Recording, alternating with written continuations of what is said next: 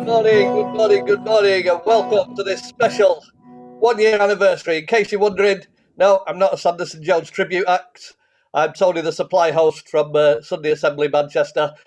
We've been doing this for 1 year now, just about one calendar year, and I vowed that I wasn't going to have a shave until we got to the 1 year anniversary. So while we've got a lovely piece of music in a minute, and while it's played, I'm going to get rid of this. I'm going to have a shave.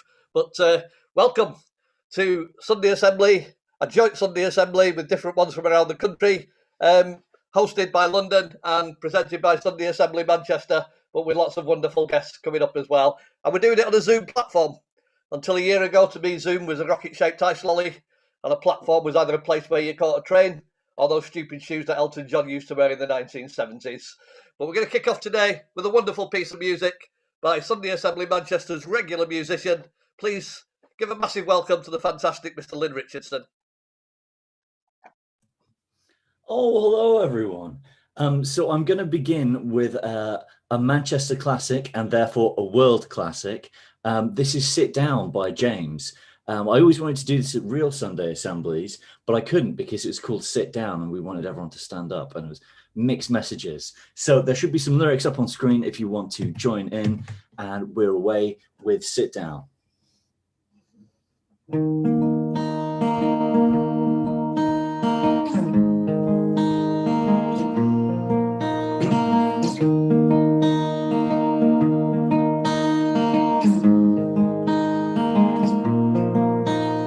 I sing myself to sleep a song from the darkest hour, secrets I can keep inside of the day. Swing from high to deep, extremes of sweet and sour. Hope that hope exists. I hope, I pray, drawn by the undertow, my life is out of control. I believe this wave will bear my weight, so let it flow. Oh, sit down, oh, sit down, oh, sit down, sit down next to me. Sit down, down, down, down, down for the assembly. Now I'm relieved to hear you've been to some far out places. It's hard to carry on when you feel all alone. Now I've swung back round again, and it's worse than it was before. Oh, if I hadn't seen such riches, I could live with being poor. Oh, sit down, oh, sit down, oh, sit down, sit down next to me. Oh, sit down, down, down, down, down for the assembly. Those from London, Sheffield and Brighton, sit down next to me. Those from Manchester and Edinburgh, sit down next to me. Those who are also hungover, sit down next to me. Friends and strangers from every country, lands, and to John O'Groats. Oh, sit down, oh, sit down, oh, sit down, sit down next to me. Sit down, down, down, down, down for the assembly. Oh, sit down, oh, sit down, oh, sit down, sit down next to me. Oh, sit down, down, down, down, down for the assembly. One more. Oh, sit down, oh, sit down, oh, sit down, sit down next to me. Oh, sit down, down, down, down, down for the assembly. actor Tony. Thank you so much. Give it up there for Lynn Richardson. Absolutely fantastic. And Lynn's going to do another song for us now. But while Lynn's doing us this song, we've actually got we've actually got a little slideshow for you to look at. Lynn, would you like to introduce the song? And whenever you're ready. Yes, this is Friday I'm in Love by The Cure with a few small alterations.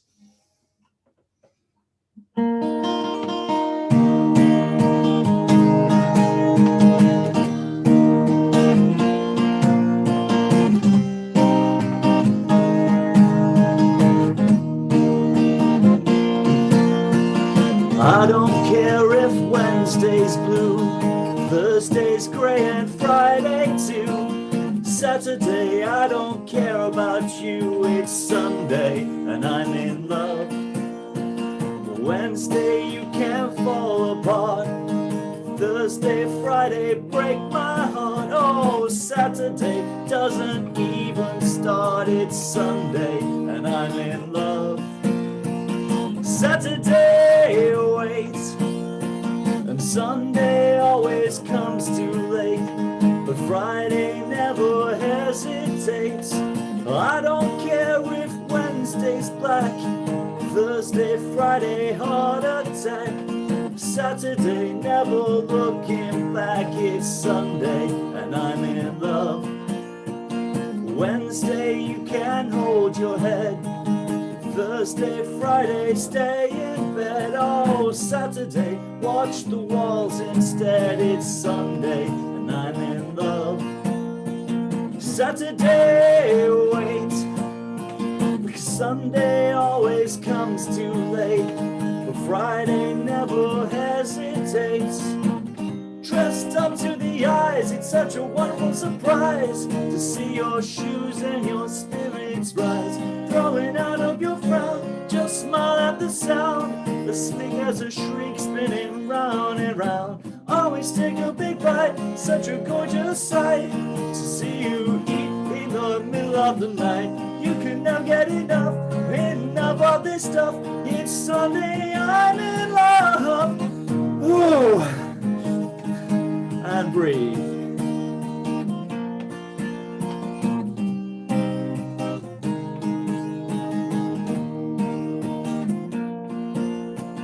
And I don't care if Wednesday's blue, Thursday's grey and Friday too. Oh, Saturday, I don't care about you. It's Sunday and I'm in love.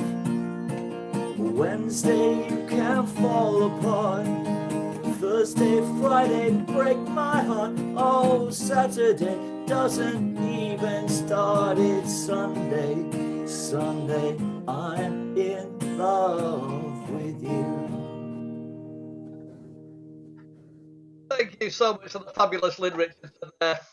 As you can see from that little PowerPoint show, we've had some absolutely incredible guests, all ages, all genders, all sexualities, so many different nationalities, and it's been an absolute blast to be bringing Sunday Assembly to you every single week for a calendar year. Absolutely unbelievable.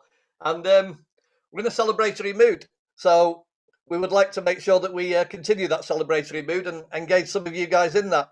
So what I'd like people to start putting in the chat box, sorry, I just realised my camera's not on. You won't be able to see my lovely shaven face. What I'd like you all to start putting in the chat box is something positive that's happened in the last year, something positive that's come out of lockdown for all the kind of negatives that we've all had to cope with. And just to give you an example, very early on in lockdown, I decided I was going to have to walk to the supermarket instead of driving there because it was going to be the only exercise I was likely to get living in the urban sprawl of Salford, unlike some of you people in the very rural districts. And I hadn't realised that things were going to be so insane in the supermarket. So I turned up with a little backpack, intending to get enough shopping for a few days. And I'm sure you all remember it, about a year ago, there was a 45-minute queue. People were queuing around the block, and I had to stand in a queue where normally I'd be looking for cup final tickets. Anybody from Sheffield or Scotland, the cup final is something that happens once a year. If you're from Glasgow, you're okay, but maybe not Edinburgh. But anyway, I digress.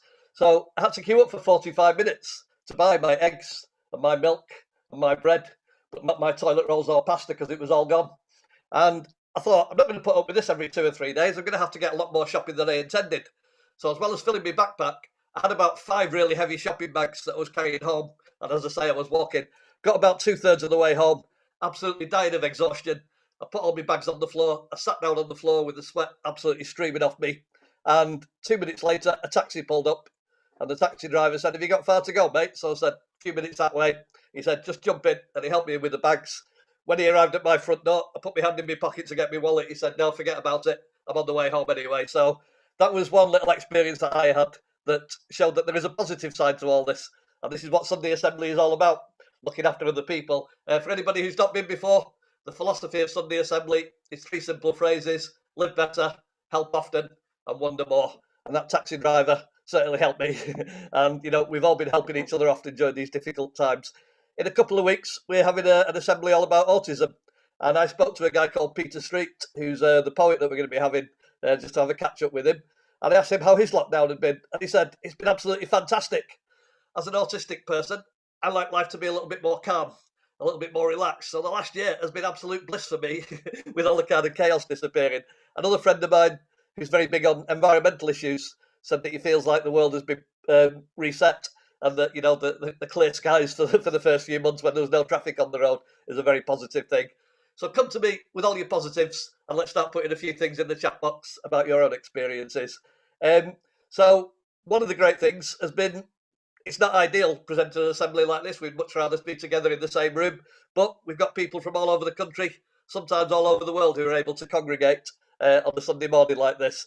And as well as getting to know some of my friends who I've been doing assembly with for a few years a little bit better with the kind of face-to-face Zoom calls, we've also met new people. And when I say met, there's people who I now feel really close to and really good friends with who have never actually physically stayed in the same room as. And that's been one of the beauties of being able to use Zoom.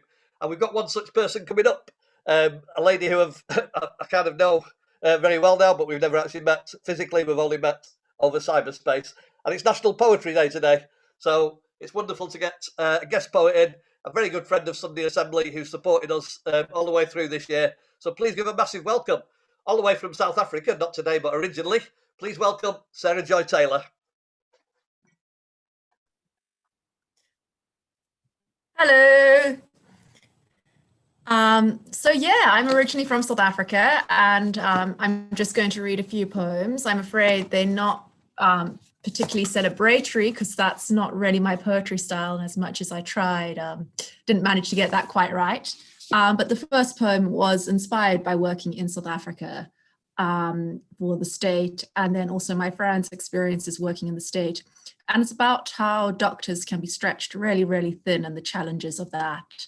And I just thought it was appropriate, given that what we see in third world countries is now being seen across the world, with doctors being stretched thin everywhere from the pandemic. So this is called A Young Doctor's Plea to Her Mentor. How do I choose who stays alive? Please advise. I am 25. I am in desperately short supply, choosing who gets to live and who gets to die. Choices that may be changed by something mundane, like words exchanged. My emotions influence every day who's fated to stay in life and death with searing agonal breaths. In 5 9-hour days, I'm to cover 7,000 Ks, hundreds of thousands under my care. How do I try to be just and fair while deciding who survives and who loses their lives? I cannot be sane, making choices I can't explain. Do we, nay do I, regard all as equal? Do I save the mother or the child from the father's car crash? How do I even start with something like that? Who do I stitch with due diligence? And who do I kill with premeditated negligence? What do I say to those who survive? We did all we can, no more could be done. Do you understand? This is not your fault. It is out of all our control. How do I protect patients from my shattered choice? What deception prevents survivors' guilt from setting hold and contains remorse and disgust to just the Savior's surgeon heart, yet untold? How do I choose? Who do I choose? How would you choose? How do I do that maths? Is this right? Speak to me. I've long since decided infants have no potential. Too many what ifs. Do you have no advice? You, my mentor, who has always been so damn wise, how do I choose between lives? Just say now what I must do. Choose for me between these two. I am just 25. Please advise. How do I choose who stays alive? So that's the first one. So yeah, that was just a little something about working in those situations. And I think just as we hear more and more about how stretched out the hospitals are, it kind of made me think back to that particular piece. Then this piece is something I've been working on recently, so it's not quite finished. And again, it's a topic, that I feel we need to talk more about. I had a discussion with one of the hosts here about whether it was family friendly. And in the end, I said, well, maybe some people regard it that it shouldn't be, but I feel that it really should be, and it should be something we talk about more. So it's called First Blood. What's a period? You scream across the playground. Schoolgirls hush. Friends dodge eye contact. She should know, someone mutters. Blood rushes your cheek. Period. You know the word. A space and time, a lesson, a full stop. But this is different. Menstruation, mother states. You do not use pet names, only medical terms, only when necessary. When it comes, you feign ignorance for days, convinced you cut yourself down there. Pray, bargain with God, rather be infertile than this shame. Eventually, braving humiliation, Mama, I'm menstruating. Tears and snot flow faster than any blood. She hugs you, commands, pull yourself together, be grateful it arrived at this convenient time, then goes to business, showing the cupboard of supplies and sends her hiccuping daughter away. Months pass before you use tampons, too afraid to ask how or Google, too distant from yourself to try. Your friends assume you have not broken into womanhood, too mortified to share this change as they had, proud of their burgundy blooming. So yeah, that's my little piece, because I feel like we need to talk about women's health a bit more, and that's, you know, the essential core of family life comes from those sorts of stories. And then this is a final topic called the orchid.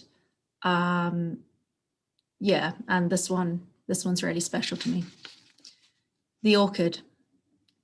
I have a wilted yellow thumb. My plants die, but this one I am determined shall survive. In honor of that moment, I killed you, looked into your mother's face and told her this time it was best. You cried confused, eyes dull with blindness, body wretched from disease. Your mother offered tender chicken breasts while tears crept into crevices with the softness of baby's breath. You would not eat. I begged within my silent places that you not leave this all to me, that you could give comfort, but in your perplexity you did not perceive pain. Perhaps that was better. You had only the slightest struggle, then abrupt silence of nothingness. While your mother's wordless wail scarred my soul, I knew there was no consoling. I left her to mourn your small ruined corpse. Days later, I found the orchid, left there in memory of you, a gift of thanks for my final painless offering. You, only child, feel no pain. I have learned to bear it in unusual ways. Your mother screams curses at her womb. I tend a pure white orchid with the death dealer's wilted hands. So my mother says I should always explain that that's about a cat, but I always tend to say that with people I work with, that their pets are often their children and as important as any human child. So the emotion conveyed, whether it's about an animal or a human child, is still true. So those are the three. Thank you, Sarah Joy. Before we let you go, two quick things. There's lots of tributes coming in, including some in South African that I'm not going to even attempt to pronounce. People asking whether they can get hold of your work anywhere or whether they can contact you. I'm afraid not. I have been looking slowly at possibly doing a bit of publishing, but I mainly just write as a way of processing a lot of what I'm thinking. But eventually, maybe I'll get there. Can I also just ask you on this anniversary why you came to Sunday Assembly Manchester and what you think you've got out of attending online, because you've been there most weeks, haven't you? Yeah, unless I'm working. Well, I'm originally from a religious background, and for me, community is really important. And I used to gain that from my religion, but as I shifted away, um, I looked at alternative forms of it. So I'm a member of the Unitarian groups in South Africa, which are non-denominational and non-religious spiritual organizations. But in the UK, they tend to be rather Christian. And the closest I could find was Sunday Assembly. So for me, it's really important because it gives me a grounding and a community each week, which I just feel like community is kind of the essence of why we exist as humans. And the whole motto, or I'm not sure what we call it, live better, help often, etc., aligns with my personal worldview and beliefs. So I just felt comfortable here, and I've made new friends, which is really exciting when you've just, moved countries in the middle of a lockdown. Well, it's been an absolute pleasure getting to know you over the last year, and thank you so much for sharing your poetry with us today. Sarah Joy, Thank you, Tony. thank you. Just looking down the chat boxes about some of the things that people found positive about the year. We've got litter picking. Somebody met The Rock. I presume that's the wrestler. Agricola nights. You one on me. Singing globally. Learning to play the washboard. Writing haikus. Yes, Andy, I know all about that. Somebody who's been growing plants and has moved to a plant-based diet and feels a lot more healthy because of it. Getting to know your neighbours. And somebody referred to a WhatsApp group on the street and still keeping in contact with your neighbours on WhatsApp, even if you couldn't physically see each other. Somebody's been involved in a community building project. Somebody's found lots of beautiful walks on their very own doorstep. Someone's written a play about addiction. And somebody's got involved in global meditation, which involves getting up at 5 o'clock in the morning. So there's a 5 o'clock in the morning now, isn't it? Right, used to be. So lots of very exciting things, small things, big things, but communal things, solo things. People are finding a way of getting through this, and Sunday Assembly for me has been a very important part of that. And Sarah Miguel, one of my friends from Manchester, mentioned that one of the things that she's found positive is being in a Live Better group as part of Sunday Assembly Manchester. I'm also a part of that group, and I found it very beneficial. I live on my own, and it's been an absolutely wonderful helping hand through that time. And the lady who set up the Live Better group is also, I'm the supply host for Sunday Assembly Manchester. I just do it when this next lady can't turn up. But I'm very excited to be hosting today because it means we can have her as our guest speaker and really give her a proper platform, to use that word again, and a proper chance to tell us what Sunday Assembly means to her and lots of things besides. Very great friend of mine. We've become very, very close during this 1 year of lockdown. She's inspirational. She's fantastic. She makes this look effortless, the thing that I make look really hard labour. And she's absolutely a wonderful human being and a fantastic member of our community. Please give a massive welcome for Louise Croombs. Hello. Thank you, Tony.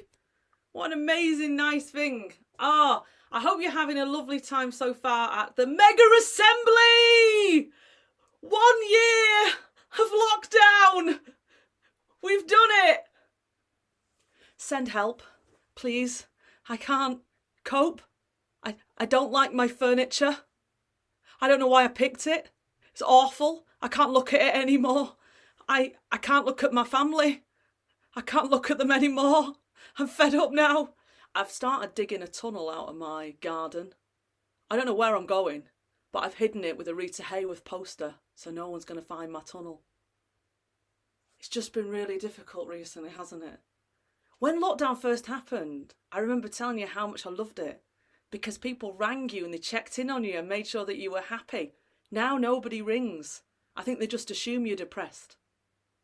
And when we had the first lockdown, I used to play with the kids and have fun with them, and we threw a load of soft toys in the garden and pretended it was a zoo. Now I throw them in the garden and pretend it's a zoo. Carry on, it's all right. Mummy's just having a cup of tea. I'll let you in a minute.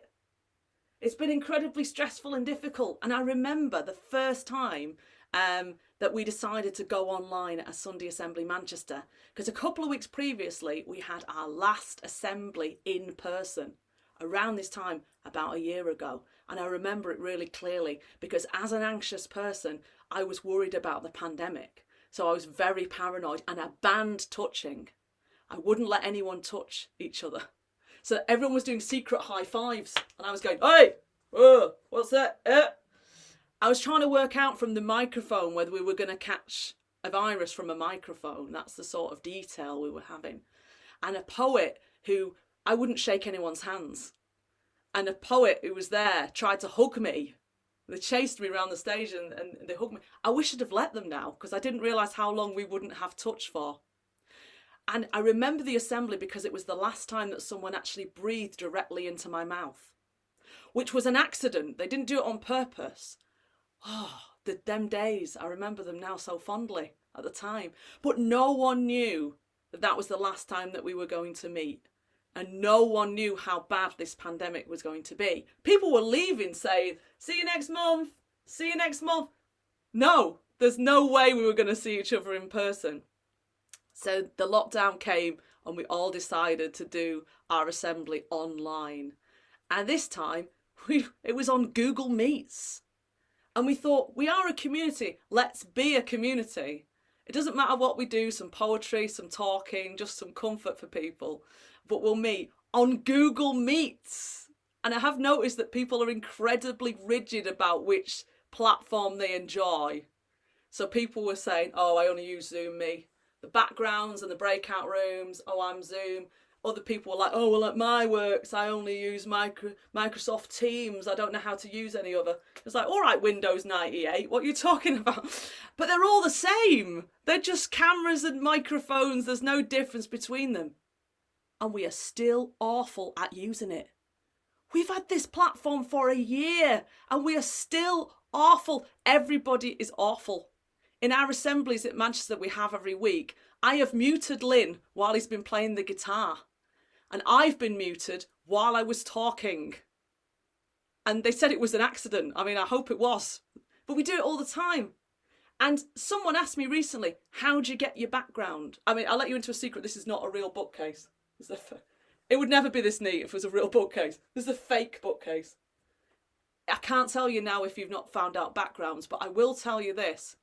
The day you discover filters will be the best night of your life. You'll spend all evening dressed as cavemen and chipmunks and fruit. It's an amazing experience. But we've still not got better. But what I've noticed about the mute thing, I noticed Tony mentioned in the beginning bit, we're always saying you're on mute. I've noticed that there's now a race to see who can tell the person that they're on mute the fastest. So people are like, Miss, Brian's on mute. Like that. And it's like, can I get a word out before you tell me I'm on mute? Because it does say on the front of the screen like that. But there are some people who don't notice that it says that. And they can talk for up to 5 minutes on mute. And then it becomes awkward. Because then you have to sort of go, oh, how do I tell them? So what I do is what I do with Lynn. If he's on mute, I'll do his voice for him. I'll go, hello, I'm Lynn. I play the guitar and you can't hear me right now. So that's an exciting new way of doing it. And you can tell where something's entered the consciousness because things go into adverts. And I watched a Wix advert the other day, which was horrific because I don't watch TV and I couldn't work out how I'd seen this advert. It managed to penetrate into me, even though I don't watch TV. And it was about a woman who was so mortified by her house on Zoom that she got a new kitchen. That's the advert. Please don't do that. You don't need a new kitchen just because you're on Zoom. We've seen it all. I've seen wardrobes. I've noticed Lynn's got a towel on his wardrobe. It's fascinating to me. We've seen wardrobes. We've seen unmade beds. I used to do a course with a guy who had a horse on his bookshelf. Not a real one, obviously. But still, he called it horsey. And it's just fascinating. But people, they don't want you to see their lives. Okay? So kids wander in and they're pushing them out. And cats wander in, they're like throwing, oh, sorry, and they're getting rid of them all the time. Don't get rid of them. My husband brings me cups of tea when I'm doing Sunday assembly. And his arm has been in more Zoom meetings than Jackie Weaver has thrown out people from Paris Council. That's what it is. It comes in. It's life. Don't hide it. Let it all out. That's the most important thing, because this is what life is. We hide too much. It's fine. We'll live with it. So we didn't expect to be online every single week. We thought we'd do until summer. That's all we thought we'd do. But I could always tell when there was going to be a new lockdown restriction, because we just arranged a picnic as Sunday Assembly Manchester. That was the moment they put the restrictions in. Or I arranged a hair appointment. Hello, Mrs. Croombs, you need your roots doing. I'll pull the shutters down now, shall I? And that was always when the lockdown came. And I remember in August, I had one day of a holiday, and I went to a beach hut in Lytham St Anne's and ate fish and chips. And then occasionally I'd throw open the door and I'd shout, "Get away from me!" to seagulls and also to people. Because people at that time were very good at wearing masks. And I insisted that my children wear masks. And little kids would say, "You don't have to wear masks, you're too young." And they come to me, they go, "Mum, I don't have to wear a mask, I'm too young." And I'll say, "Get your mask on. We wear masks in this house." That's it. We wear it in the house and we wear it outside.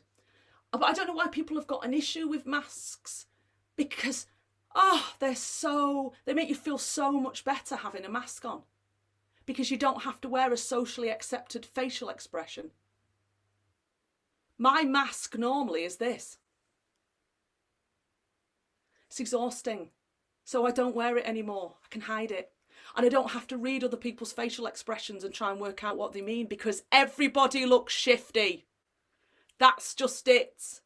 And chins, I'm sorry to say this to you, are ugly. Chins are ugly. We don't need to see them. Mysterious chins, they're very sexy, mysterious chins. That's why people grow beards. That's the fact of it. So we got to September and Manchester went into lockdown. Now, I don't know whether the rest of the country realised this, but we never came out of it. It was September. They called it different names. I went to the BBC and they said, "Don't call it a lockdown. It's not a lockdown. It's not a lot," because no one else was in a lockdown, but we were in a lockdown as far as I was concerned. So I'd get a book out and I'd go, "Oh, what's tier 3? Absolutely the same rules, whatever they called it.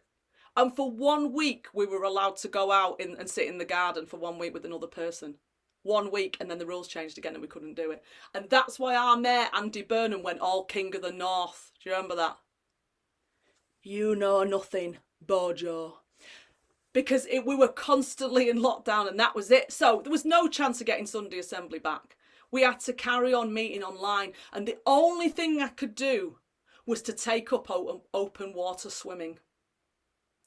And when I tell people this, they say, "Oh, I wouldn't like that. I don't like having cold showers." And I felt like saying, nobody likes having cold showers. It's not the same thing. So I signed up for this thing to go swimming. You wouldn't believe how many people are into this. There's thousands of people well into swimming in the open water. And I was woefully underprepared. I did have a wetsuit, but I had absolutely nothing else apart from a microfiber towel. And they were there with gloves and ponchos and all this stuff. And I filled in a form. They said, "How far can you swim in open water?" And I'd never done it before, so I said 25 metres. The course was 300 metres. Now you can imagine I started this in November as a last-ditch attempt for mental health. And you can imagine the noise I made when I stepped into that water in November for the first time. Just imagine it. Like that. Just to help you, if it wasn't coming. And the wetsuit started to inflate when I got in. Just through air getting in it. And so I floated off like this. I couldn't swim. I was like this, floating off like this. And I managed to get halfway around the course very slowly. And then I realised I was in the middle of a lake. And that freaked me out a little bit. So I saw a guy on a canoe that was doing this health and safety. And I had this vague feeling I was going to drown. So I thought to myself, should I tell him that I'm going to drown or not? But I didn't want to disturb him because he looked quite peaceful. So I looked at the shore and it seemed quite a long way away. So I just floated the rest of the course and went round like this. But then I saw some fishermen fishing and I thought, What they're fishing for. What's in this lake? Start to panic, freak me out. I hadn't thought there were things in it. It was really freaking me out. But the great thing was, it was the first time I worried about something that wasn't coronavirus. So that was quite relieving. And it was great for exercise because I hated being within 2 meters of people. So it made me swim faster to get away from them. So we kept doing these weekly assemblies all the way until Christmas. And what had started as a small gathering of friends trying to support one another, I say small gathering, there's about 30 people there, it then turned into a little bit like, thanks in part to Tony, something a little bit like Saturday Night Palladium. There were just acts and it was all very, because people needed a laugh, they needed to be entertained. So that's what we were doing. We got to Christmas and I booked a Christmas meal to have out and everything closed down. So I was scrambling around online to get some food, desperately trying to get that. And it's the first time in my life on Christmas Day that I've ever pulled a cracker through an open window. It's all right, Mum. It stopped you getting COVID. That's it. Pull it. I think you've won. Oh, the hat's flown off. That's what it was like. So we get to January and you lot all join us. Finally, we're all in the same boat. National lockdown again. No clapping outside. No delightful joy. Just misery the entire time. So I started watching documentaries on cults. On Netflix, I watched a lot of them. But then I had a terrible realisation that I might be in a cult. So I started to worry about it a little bit. And then 24 hours later, I had a terrible realisation that I might be running a cult. But I thought about it and I decided I probably am not, because it's more like stand-up. So that's what I decided. I'm sticking by it. So that was what life was like. And I tell you what, nothing shows you a dystopian future more than sticking 2 swabs up your kids' nostrils in a tent in the middle of Oldham. They were negative tests, by the way, but that is entering one of them tents. Oh, look, loads of tents have been set up. It's normal now, but it's not normal, is it? And now Manchester, that used to be famous for bands like, you know, the Stone Roses and the Smiths and Oasis, we're now famous for the Hanforth Parish Council, which will tell you they're in in Cheshire. And they are in Cheshire. But then everyone in Greater Manchester claimed they were in Cheshire to get out of the restrictions. So who knows if they are or not. And I may not be Jackie Weaver, but I definitely have the authority. So this is it. A year. We've managed to make it completely. Absolutely through this year. I don't know how we've done it. And today marks the very first Sunday Assembly Manchester online on Google Meets. And we have come a long, long way, baby, by not leaving the house. Seriously, send help. I need help. Tony, that's it. Finished.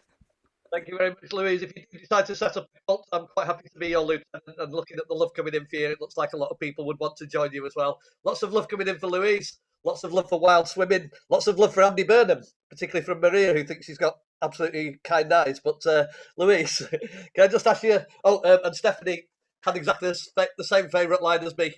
I think I might be drowning, but I don't want to bother anyone, which Stephanie says sounds incredibly British. Louise, what's been the number one positive moment for you in the last year? There's been plenty of negatives, but if I had to put you on the spot to name one thing that's been very positive about the last year, what would you say?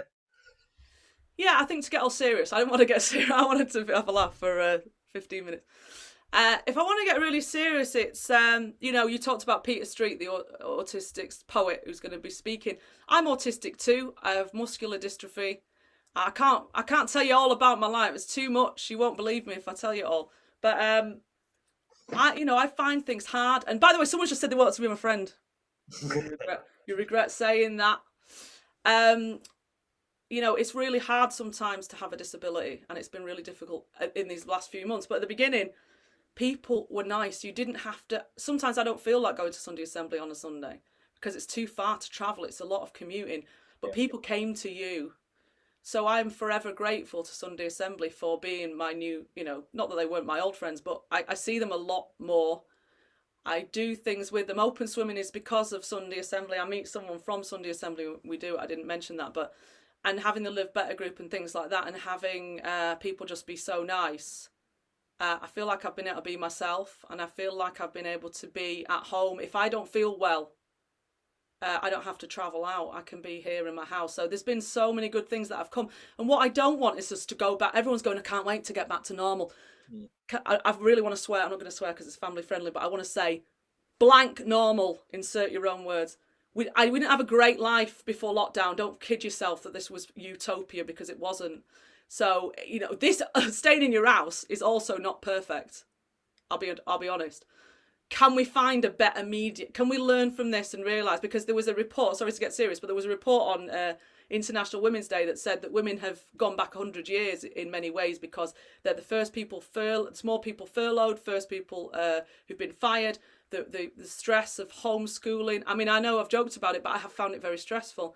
Homeschooling, chores, all of those things. Can we please enter out of lockdown with a bit more equality in our lives, that, you know, men have been really kind and have noticed how much women have suffered, and can we, so that's the utopia. So the good thing about it has been friends, this great new world we've built. Please, can it continue beyond this year?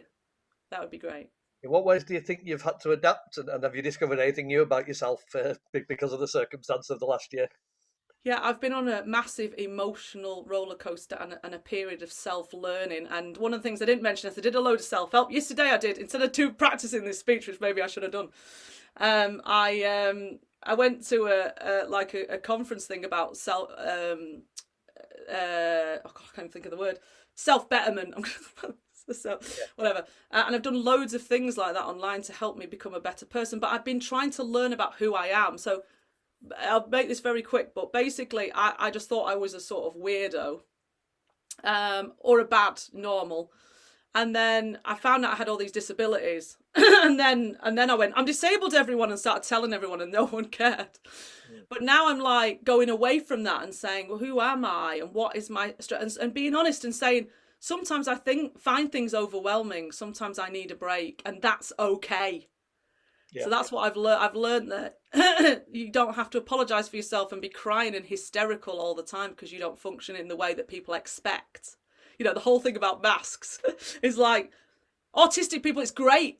Why should I struggle to find out what your face is doing? Masks. Now welcome to my world. You know what I'm like. So it's made me accept myself more, Tony. I think that's what I'm saying. That's a question, Louise. Taking your point about not wanting to go rushing back to the way things were, but if things do start to unlock significantly on June the 12th, what have you most missed and what are you most looking forward to doing when it becomes possible again? Well, I'm a bit of a lazy mother. That's wrong. I shouldn't say that. I'm a bloody good mother. But I've had to cook every meal. I mean, I say that, make my husband do it. But anyway, do you know what I mean? There's a lot of washing up. There's a lot of stuff. I'm looking forward to relying on a very expensive takeout sandwich meal in some sort of restaurant. I rely a lot on services to feed my kids because they're very fussy. So days out, the kids have suffered hugely and I've not had the opportunity to go to the beach really, apart from that one time I was screaming at everyone to keep away from my kids for a day. Yeah. I'd like to be able to go out and have fun. I mean, I went out to Alton Towers for one day. That's one thing I did do. And people are going, oh, I'd never go to a theme park in a pandemic. And it's like, it was one of the safest places to be because it was outdoors. But you need that. I miss that. There's no holiday. There's been no holidays. There's been no fun times. And there's been no relying on a restaurant to feed your kids. Yeah. Louise, there's loads of luck coming in for you. You've provoked lots of reactions about some of the things you've talked about there. No surprise at all. But I'd just like to say on behalf of not just the Manchester community, but looking at what everybody else is saying, thank you so much for your friendship and support over this last year, which has been quite a difficult time for everybody. And we carry on. Sunday Assembly Manchester is going to keep going until we don't. Louise Croombs, thank you. Thank you. Okay, everybody, so we're going to move out of Manchester now. There's a good idea. As we said, it's a joint assembly. So the other assemblies involved today have all got a contribution to make as well. So we're now going to have our first little recording section, and it's a song from the London Assembly Band. So cue the music.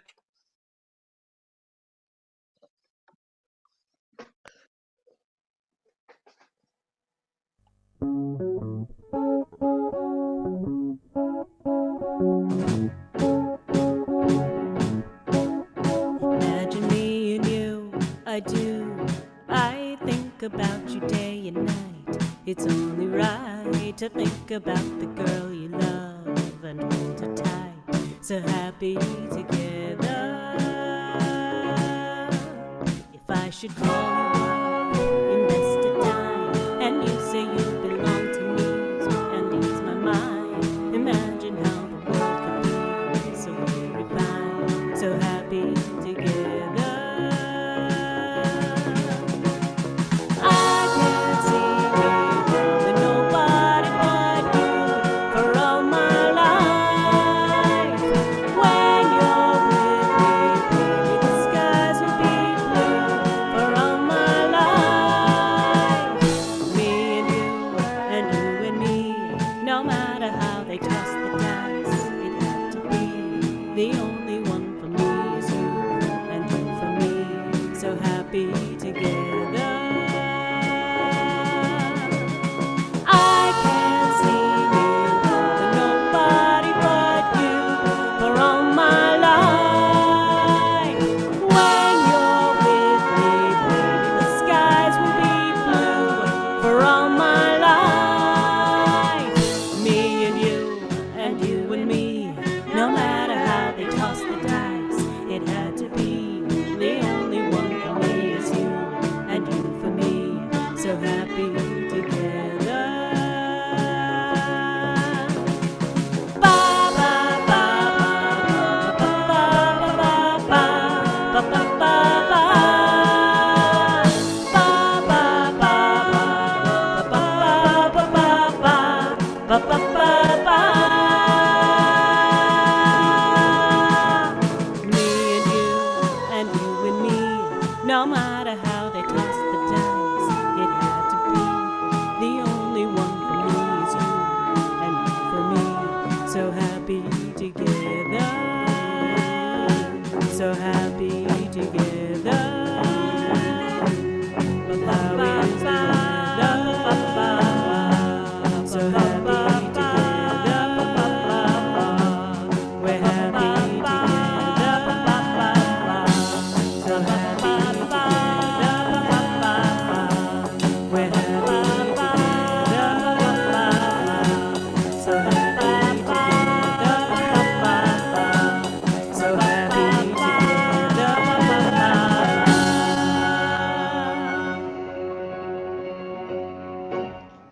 Thank you so much to our fantastic friends and colleagues there from London. What a wonderful anthem for this community. Happy together. What a wonderful anthem for Sunday Assembly.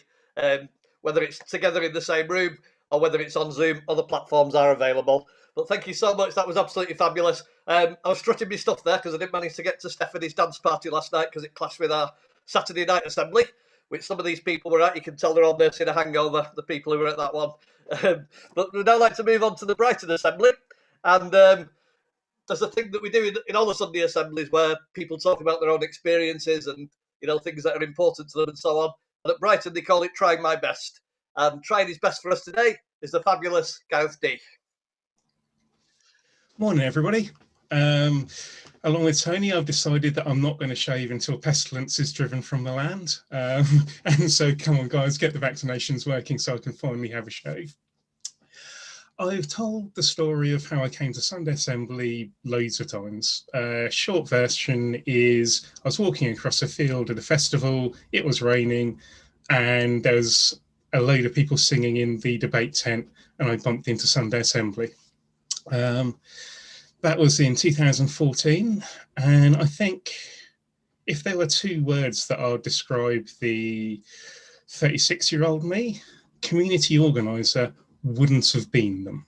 I'm relatively lazy, not brilliantly organised. Most of the time I win against my depression. Sometimes I don't. And I've got a really, for me, immensely frustrating habit of certain things disappearing into an almost infinite procrastination loop. I'm pretty certain those two things are linked. But 7 years later, I'm on the committee of Sunday Assembly. I kind of accidentally end up running possibly the largest community arts event in Brighton. And I still don't think I'm necessarily anyone's idea of a community organiser, but it kind of happened. So I've want to share a couple of bits and pieces from that, and how, you know, this sort of series of happy accidents and stuff happened, and kind of a couple of lessons that I've learned. First one is, it's probably easier than you imagine. I first started coming to Sunday Assembly Brighton, and I was greeting people on the door. And, you know, I'm a significant extrovert, love people, so that was just best thing ever. Give me some attention, brilliant. I can do that. And then they kind of said that they were worried about not having enough volunteers, and this wonderful thing that I discovered, scratched an itch I never really knew existed, needed some help to make it continue. And, you know, ideally I wouldn't have had to get involved because I'd just like to attend, but brilliant. But the kind of net benefit of doing something to make sure that it happened exceeded the net cost of me having to do it. And so I kind of started coming along and volunteering. The second is that we're British and we need an in. We don't just make friends. That would be far too difficult and emotionally complex. What we need to do is have something to hook conversations around, have the ability to have easy conversations around something that we've seen. And so things like Sunday Assembly, whereby you can always just ask what we thought of the speaker, works really effectively. And the third one, one of my friends who's an artist lost all of her income last year. All the galleries closed, everything stopped. I am in an enormously fortunate position that I stopped spending 250 quid a month on commuting. And so I decided that for the first period of lockdown, I was in a position where I was able to commission from some of my friends, some of my freelancing friends, work for them. So kind of I bought some photography from one friend, I bought some art from another, as a simple way of trying to mitigate their ill fortune with my fortune. And the picture that she painted of me asked the question, if not you, who? And I think that's probably the most important one that I've learned in volunteering, is that it needs somebody. And generally speaking, having somebody is almost always better than not having someone. And these things don't self-organize. It would be wonderful if they could, but the joy that we get. And Louise was talking about what we want the future to be, what we want, you know, Build Back Better's a word that was a phrase that's been used, bandied around by a couple of different politicians. And I think for me, it means something at the grassroots. I don't have the ability to change the world on a macro level, but I can try and make it slightly tidier. Our street WhatsApp group is celebrating its first anniversary yesterday. Okay, and that was me that set it up because, you know, I had access to a printer and also I live alone. Self-interestedly, I was really worried that if I had to self-isolate for 2 weeks, food was possibly going to be a problem. And so just put together some flyers, popped it through doors, and away we go. You know, and genuinely, it's been awesome. The only argument we've had pretty much in the entire year is whether the Caspian Sea is a sea or a lake. And it's a lake, and that is a hill I am prepared to die on. And it's in a year of chaos and sadness and difficulty. Finding out where my neighbour's cat John's got to has been an abiding, and yeah, it's just been one of those lovely things. We've walked people's dogs who have been sick. Tradespeople have been sourced, a whole range of things, and the community's grown up, and now more than half the houses in the street are part of it. And I think there's someone who's, I think everybody on the street knows someone who's part of the group that can provide support. And, you know, that's gone from nothing to the whole street in a year. These things are the things that we need to take with us, and these are things that we need to do. It's a really strange thing having your hobby being community organisation and supporting a secular group. You know, if I supported Brighton, and by the way, brilliant on the Seagulls yesterday. If I support, you know, and went around and told them my hobby is football, everyone gets that. But saying that my hobby is trying to make the world slightly better by creating communities, people look at you strangely, and I genuinely think they shouldn't. And I think if we are going to make a slightly better world, I don't think we can make a hugely better world, but I think we can make a slightly better world. That world is by everyone chipping in a bit more and trying to create that community. And Gareth and I'll be trying my best to make that happen.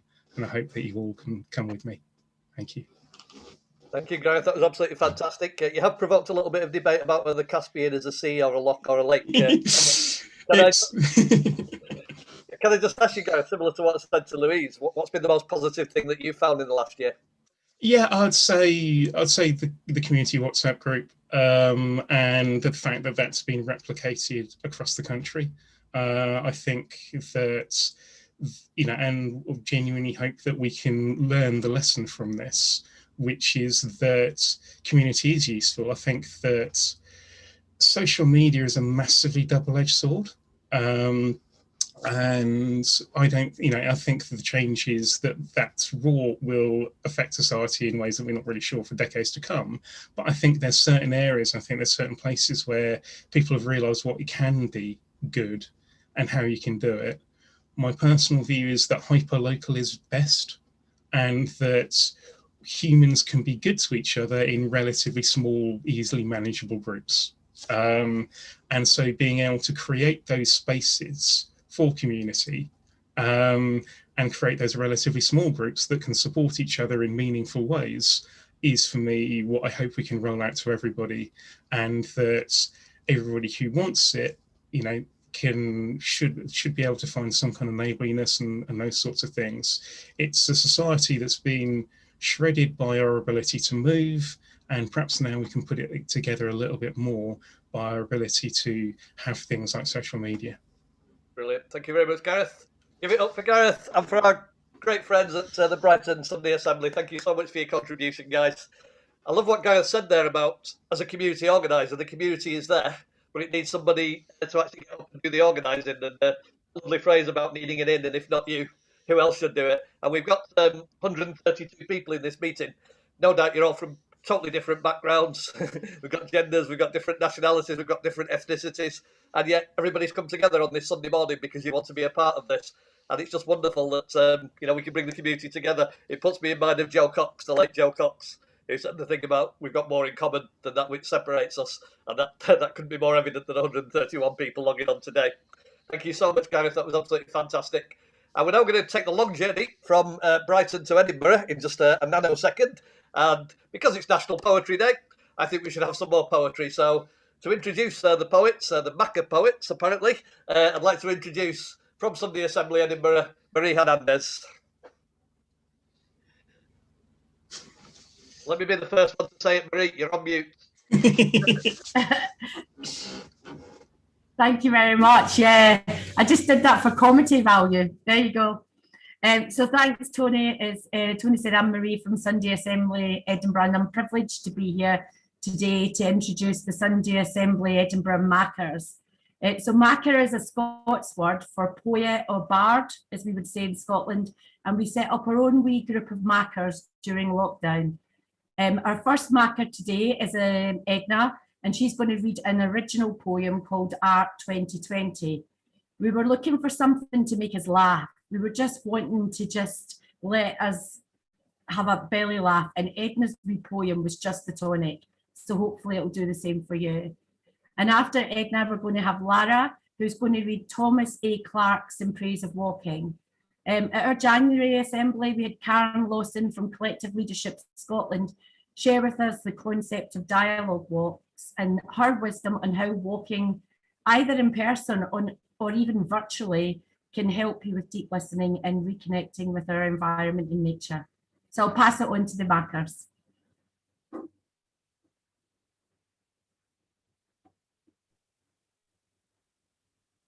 Edna, are you there? Hello? Hi, can you hear me? Yes, Yeah. yeah. I don't know if you can see me. Do I need to put a video on? Yeah, it would be good if you did, Edna. There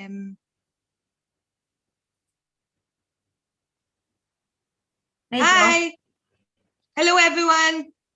I'm going to read a poem called Visual Arts, and it's something that we can all do together. We possibly should do it not so much together, but it's about farting, which is something we all do. A fart could be art if contained in a jar. The title, of course, would be Smell from Afar. But if that fart were allowed to roam, the title would change to The Fart That Left Home. But if it was silent, would it still be a fart or a nothing? It all puzzles me. Conceptual perception, isn't a fart just a fart? Well, no, that's a theory, and a theory means art. Thank you. Thanks, Edna. And I'm going to read from Thomas A. Clarke's prose poem in praise of walking from his collection, Distance and Proximity. Early one morning, any morning, we can set out with the least possible baggage and discover the world. That something exists outside ourselves and our preoccupations, so near, so readily available, is our greatest blessing. Walking is the human way of getting about. Always, everywhere, people have walked, veining the earth with paths visible and invisible, symmetrical and meandering. There are walks on which we tread in the footsteps of others, walks on which we strike out entirely for ourselves. A journey implies a destination, so many miles to be consumed, while a walk is its own measure, complete at every point along the way. There are things we will never see unless we walk to them. Walking is a mobile form of waiting.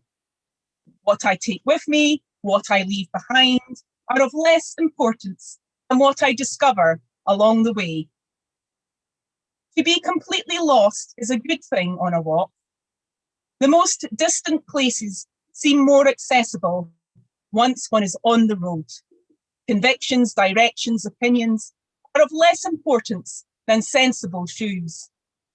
In the course of a walk, we usually find out something about our companion, and this is true even when we travel alone. When I spend a day talking, I feel exhausted. When I spend it walking, I am pleasantly tired. The pace of a walk will determine the number and variety of things to be encountered, from the broad outlines of a mountain's range to a tit's nest among the lichen, the quality of attention that will be brought to bear upon them. A rock outcrop, a hedge, a fallen tree, anything that turns us out of our own way is an excellent thing on a walk. Wrong turnings, doubling back, pauses, digressions, all contribute to the dislocation of a persistent self-interest. Everything we meet is equally important or unimportant. The most lonely places are the most lovely. Walking is egalitarian and democratic. We do not become experts at walking, and one side of the road is as good as another. Walking is not so much romantic as reasonable. The line of a walk is articulate in itself, a kind of statement. Pools, walls, solitary trees are natural halting places. We lose the flavour of walking if it becomes too rare or too extraordinary, if it turns into an expedition. Rather, it should be quite ordinary, unexceptional, just what we do. Daily walking in all weathers and every season becomes a sort of ground or continuum upon which the least emphatic occurrences are registered clearly. A stick of ash or blackthorn, through long use, will adjust itself to the palm. Of the many ways through a landscape, We can choose on each occasion only one. The project of the walk will be to remain responsive, adequate to the consequences of the choice we have made, to confirm the chosen way rather than refuse the others. One continues on a long walk not by effort of will, but through fidelity. Storm clouds, rain, hail. When we have survived these, we seem to have taken on some of the solidity of rocks and trees. A day from dawn to dusk is the natural span of a walk. A dull walk is not without value. To walk for hours on a clear night is the largest experience we can have.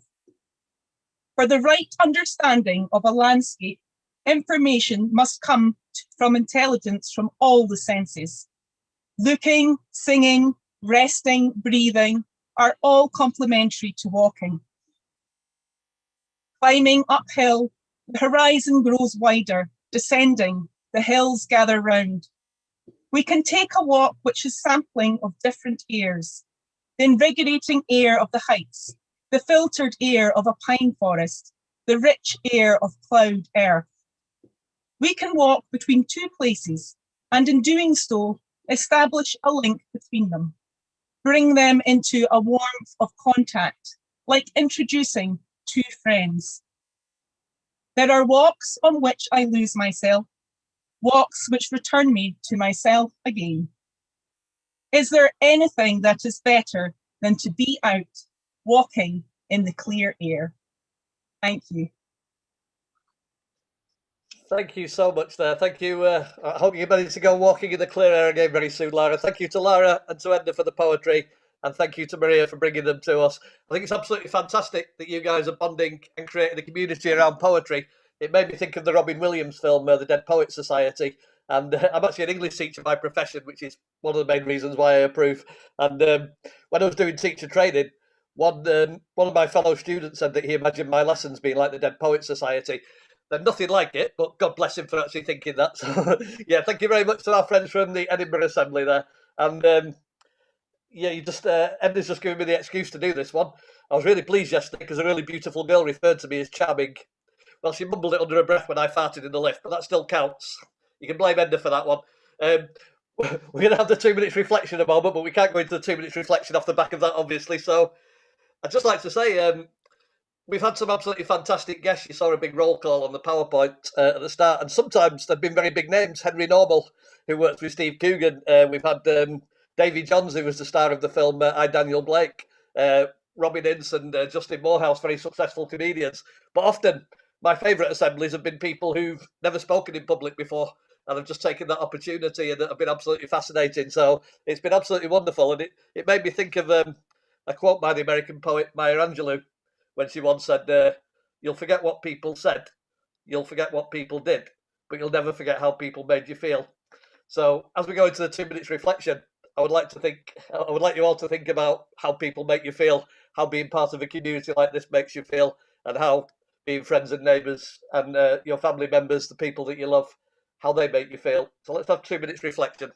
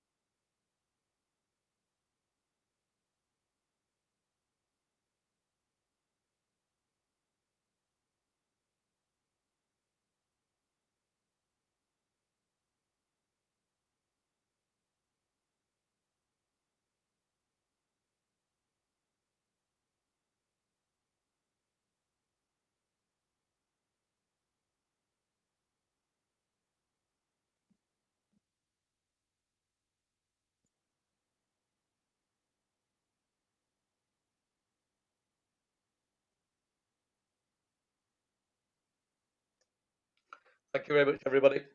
So just reflecting on some of the things that we've heard today, I think a lot of it is contained in the song that we heard, "Happy Together," because we are a community, we are social beings, and the things that Gareth said about somebody stepping forward to bring that community together. Sarah Joy talked about women's health, and Louise alluded to mental health and so on. And we need each other, don't we? And never more so than this year. And it's wonderful that we've had ways of keeping in touch when we were all in lockdown. And God bless the platforms and the different ways we've been able to communicate with each other. But looking what everybody's put in the chat box, people have found a way through this. Sunday Assembly going weekly online in Manchester was one of the ways that people have found a way through it. But all the projects, all the community projects and the writing and the poetry and the growing flowers and going on walks, it's all part of getting through this, isn't it? And hopefully, regardless of what's happening in Europe at the moment, we are heading back to this new normal that everybody keeps on referring to. And being part of a community, being a group, the friendships that we've established, the bonds we've established is going to be more important than ever going forward. And that's my little summing up, but I'm now going to switch back to Lynn Richardson, who you heard singing earlier, because Lynn would like to say a few words to sum up his experiences of the lockdown and so on. Over to you, Lynn. Oh, hello again. Yeah, I'll try to be very quick, but I was quite inspired by what Gareth was saying, and I wanted to speak very quickly. So the other week at Sunday Assembly Manchester, we were very reasonably debating the merits of the songs "Wonderful World" by Sam Cooke versus "What a Wonderful World" by Louis Armstrong, different songs. And I came down on the side of "What a Wonderful World." And one of the reasons for that is that in that song, there is an incredible line where Louis Armstrong says, "I see friends shaking hands, saying, 'How do you do?' They're really saying, 'I love you.'" And it's always struck with me because it's true. When we perform acts like that, we are expressing a kind of love for each other. And it's why Sunday Assembly is so wonderful, because every time we volunteer, every time we turn up and show our faces to each other when we don't have to, we are showing our love for one another. Almost every study of happiness finds that the most important factor in happiness is not wealth or possessions, but our relationships, whether we are loved. So when we make someone feel loved, we change their whole world. And that's the power of Sunday Assembly. We change the world for everyone we reach. Sometimes 4 people turn up, but if we make those 4 people feel just that little more loved, then it's always worth it. I don't think a lot about my death, I promise. But one thing I've realized is that when I am dying and I look back on my life and I ask myself what I did that I regret the least, what I did that achieved the most for the world, I know that it will be Sunday Assembly, which is why I hope that more of you and your friends will get involved and keep involved with the movement. I know that so many of you individually, I know that you all want to make the world better. So I want to say that the best way that you can achieve all those things is through Sunday Assembly. If you want to fight climate change, get people to come to Sunday Assembly where we engage with those issues. If you want to fight misinformation and change the government, get people to come here and learn about the issues in their communities. All those people who hate immigrants, get them to come to Sunday Assembly and meet them. Like so many things, Sunday Assembly in the UK is going to be basically rebuilt from scratch in the next few months. This is an incredible moment. This is our chance. The country needs a social fabric, and who better to make it happen than us? People out there are scratching at the walls just to step out into the sun and see each other again. And we can be the ones to make it happen. We are on the crest of a wave that is about to break. In a month or 2, restrictions will allow us to meet up for picnics in the park.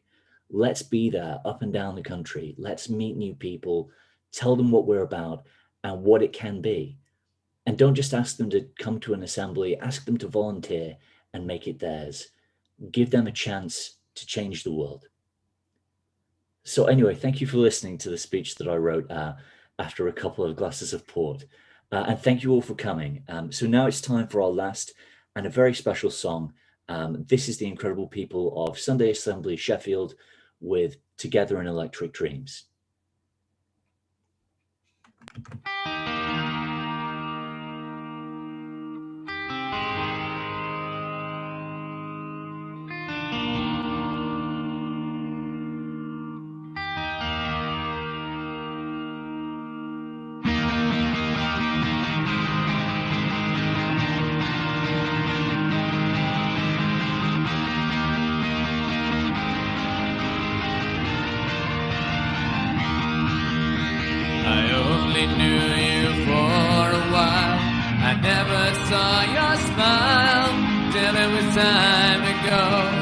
Time to go away. Sometimes it's hard to recognize love comes as a surprise, and it's too late, it's just too late to stay, too late to stay. We'll always be together, however far it seems. We'll always be together, together in electric dreams.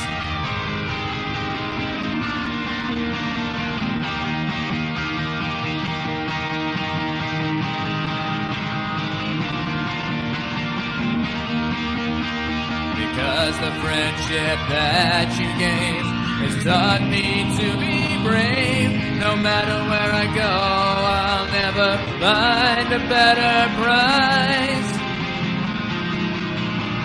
Though you're miles and miles away, I see you every day.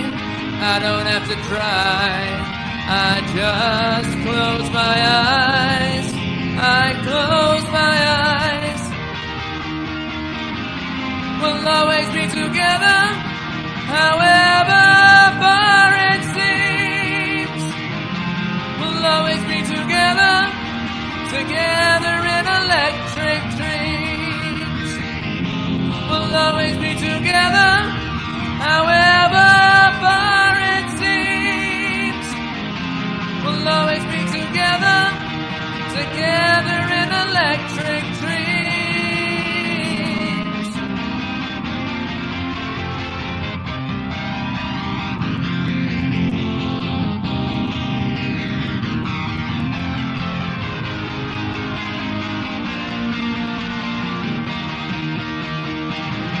We'll always be together, however far it seems. We'll always be together, together in electric dreams. We'll always be together, however far it seems. We'll always be together, together in electric dreams.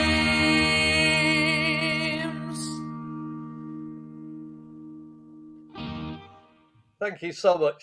Fantastic song there from Raj Chowdhury from Sheffield, Sunday Assembly Sheffield. And I'd just like to add, everybody's putting absolutely wonderful comments about Lynn in the chat box. Everybody's saying here, here. Well said, Lynn. Lots of people have got a tear in their eye from what you said. And what I love, and this probably says more than anything about Sunday Assembly, there was two messages that came up consecutively while Lynn was talking. One saying, thank you for reaching out because it's been very important to my mental health that I've been able to find this connection through Sunday Assembly. And the next message said, Lynn's towel looks like a long carrot crisp. So if ever wanted to prove that we're catering for lots of different tastes and lots of different personalities, then that was it. Thank you so much for coming along, and please show your appreciation one more time for the Sunday Assembly Manchester people, Mr. Lynn Richardson, Sarah Joy Taylor, and the fabulous Louise Croombs. And thank you so much for the contributions that we've had from Sunday Assembly London with our band, from Gareth in Sunday Assembly Brighton, from Maria and her poets in Sunday Assembly Edinburgh, and for Raj for that stirring song with the perfect title, Together in Electric Dreams, because that's exactly where we've been today. I gather we're now going into breakout rooms. If anybody would like to unmute and just tell me whether that's correct. If anybody's not done breakout rooms, we get into smaller groups, and there'll be somebody for you to lead the chat. Please tell me if that's right. That's right. It is right. I just don't know how it works. So hopefully someone can take charge and make it happen. Everybody, thank you so much for attending. It's been absolutely fantastic. Yeah. Thank you so much for the contributors. But more than anything, thank you to the people who keep on coming in these wonderful numbers and making what we do worthwhile. We volunteer, we don't get paid for it. We just want to know that what we're doing is valued. And when